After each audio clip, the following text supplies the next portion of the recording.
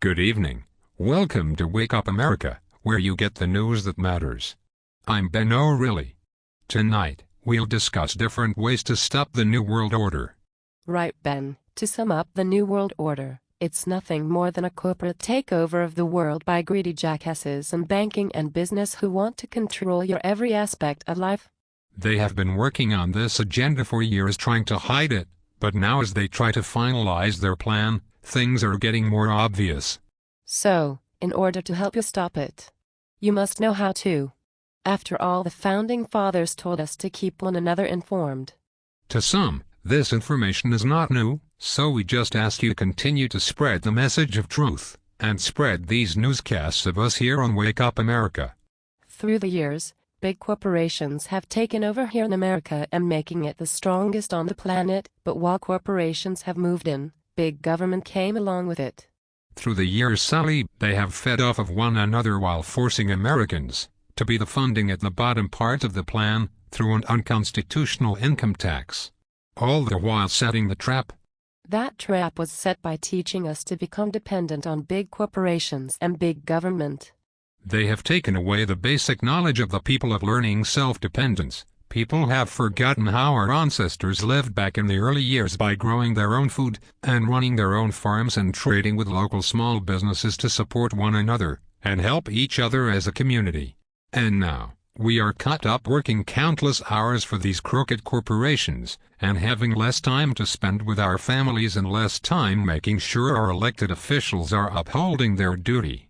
While there are advantages to the modern life in a lot of ways, this idea though has fallen into the wrong hands. Let's look at one major corporation in particular, a department store.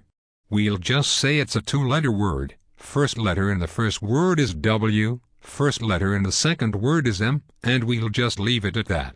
I often hear, Ben, just how great this store is, and how great it is for the economy, but the truth is this cannot be further from the truth.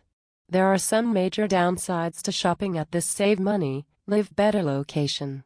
What a lot of Americans don't realize is that a majority of what they sell comes from China, produced by child slave labor, something we'll be facing here in America if we continue down this path toward a New World Order. So how is selling goods from China helping the economy here at home? And they seize a lot of property from American citizens who rightfully own their land and don't want them to come in and take over. Yes, and they paying the majority of the employees peanuts while killing small business in the smaller community they move into. Small business is the true heart of America. I haven't heard many good things from the employees of this chain either, so once they come in and drop anchor they kill off the local, small economy and everyone is almost forced to work for them if they need a job. We're not just trying to pick on this one corporation in general, we're just giving an example of how this whole system is set up. Americans need to stop and realize that we are financing our own enslavement. We need to try to keep our local smaller business going, look for smaller independent businesses on the internet as well before you set foot in the big department stores. Once that small business is gone and you're forced to shop with the big guys, just remember, they don't have your best interests in mind. These big corporations also fund the crooked politicians who don't have your best interest in mind either. As we said earlier, these two feed off of one another to work against your will. It is also wise to research what kind of projects these big corporations are using your money for. What are they funding? The bad thing is, Ben, the big corporations are lobbying to get the local produce stands shut down as well, so you will be dependent on them. This is really getting worse and worse. But as Americans are forced to work more and more to make ends meet, they have less time to research and learn all this stuff. Just another aspect of how America is falling. Really sad. So we urge people, if you want to be free, you really need to take some time to stay informed of the world around you. We also must urge everybody to learn to be more self-sufficient because you have been trained that you aren't able to produce for yourself. Just look at all the people reported to be going on food stamps.